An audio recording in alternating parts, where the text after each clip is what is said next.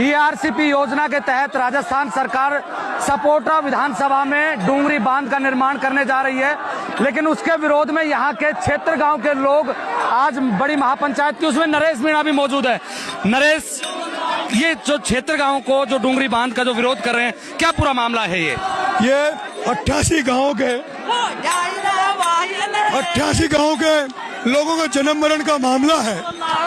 88 गांवों के जनता को उजाड़ने का सरकार मन बना रही है। उसके खिलाफ आज महापंचायत हुई है, और ये पहली महापंचायत नहीं, इसके पहले कई महापंचायतें हो चुकी।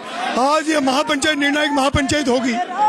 मैंने एक कमेटी बनी हुई है क्षेत्र गांव की, अंतिम फैसला कमेटी का होगा। लेकिन मैंने कहा है कि रोज रोज अगर महापंचायतें करोगे तो नतीजा नहीं होगा, और लोग जिस उम्मीद के साथ आते हैं उनको निराशा मिलेगी। इसलिए जो फैसला करना आज ही करें। हम लोग कमेटी के निर्णय की वेट कर रहे हैं, कमेटी क्या निर्णय करेगी।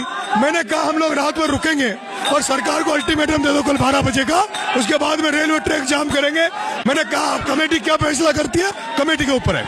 नरेश, 2 साल से भी कम का समय रहा, तीसरा चुनाव लड़ चुके और चुनाव के खत्म होते ही फिर आंदोलन में कूद पड़े। देखिए, मुझे जहाँ कहीं भी समस्या दिखती है मुझे रोका नहीं जाता मुझे, और ये तो बहुत 88 गाँव की जनता का मामला है, लाखों लोगों की भविष्य का मामला है, जिंदगी का मामला है, और ऐसे समय में नरेश मीणा चुप नहीं बैठ सकता। इसलिए मैं इनके बीच में आ गया हूँ। कमेटी क्या फैसला लेती है, कमेटी का फैसला सर माथे पे होगा। लेकिन अगर इन 88 गाँव की डूंगरी बांध की जनता के लिए नरेश मीणा को प्राणों के भी न्योछावर करना पड़ा तो प्राण न्योछावर करूंगा। आप यही बात अपने पूरे जो भाषण था उसमें भी कह रहे थे। दूसरा ये भी कह रहे थे कि आप गांव के लोगों से कह रहे थे डूंगरी बांध का जो विरोध करे उनसे ये भी कह रहे थे कि आप रुकिए, रात को मेरे साथ रुकिए, कल पटरी की तरफ चलेंगे। क्या देखिए, अब ये सुबह से लोग भूखे हैं, लेकिन ये लोग खाना खाने नहीं गए। ये माता बहनें भी खाना बनाने घरों पे नहीं गई है, अभी हजारों की तादाद में यहाँ लुके हुए हैं। इससे मतलब है कि इनकी जिंदगी मरण का मामला है। अगर सरकार चाहेगी, अगर सरकार ने निरस्त नहीं किया तो इसमें हजारों लोगों की जान जाएगी।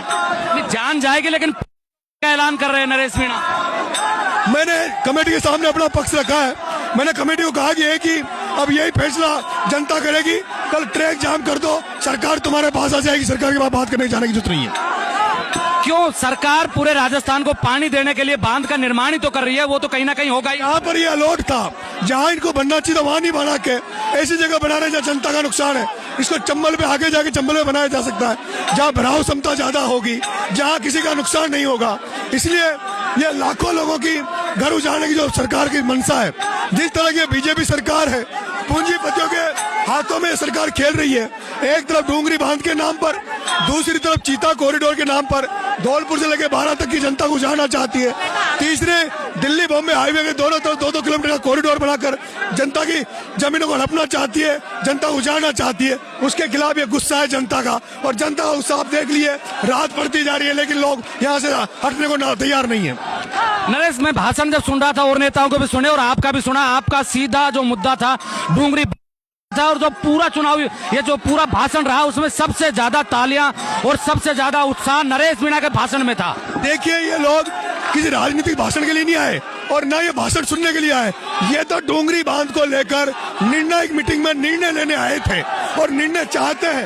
ये हजारों की तादाद में अभी जो लोग रखे, ये इसलिए इंतजार कर रहे हैं कि क्या निर्णय होगा। अभी मंच के ऊपर पूर्व मंत्री और वर्तमान जो विधायक है उनके बीच भी तीखी नोकझोंक हुई उनके भाषणों की वजह से, और हंगामा मचा।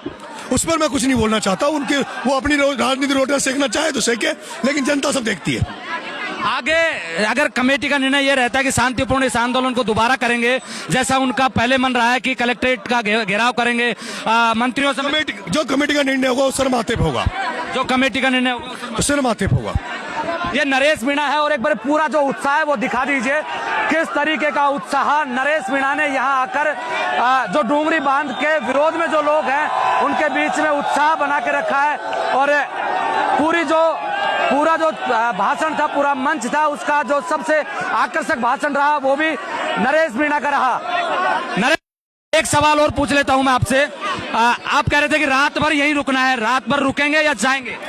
मेरा तो ये मन है कि रात भर यहीं रहूं, इस खुले बादल के नीचे सर्दियों में यहीं बैठूं, और सुबह 12 बजे यहाँ से रेलवे ट्रैक के लिए कूच करें। मेरा ये मन है, लेकिन कमेटी जो फैसला करेगी वो सर माथे पे।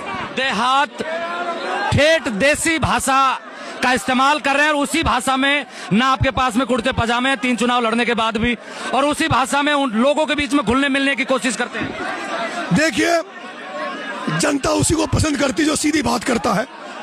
जनता को टालम टोल नहीं चाहिए, जनता को भाषण नहीं चाहिए। जनता खूब भाषण चुनाव में सुनती है, एक आंदोलन एक क्रांति है।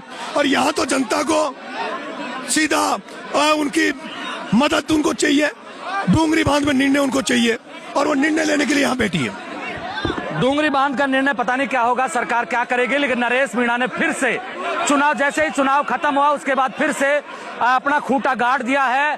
सपोट्रा के जोड़ली गांव में फिर से नरेश मीणा जो यहाँ के जो लोग विरोध कर रहे हैं डूंगरी बांध का, उनके बीच आ गए हैं। आप मेरे साथ देख रहे हैं ब्लैक एंड व्हाइट सच, मैं महेंद्र यादव, जय हिंद जय भारत।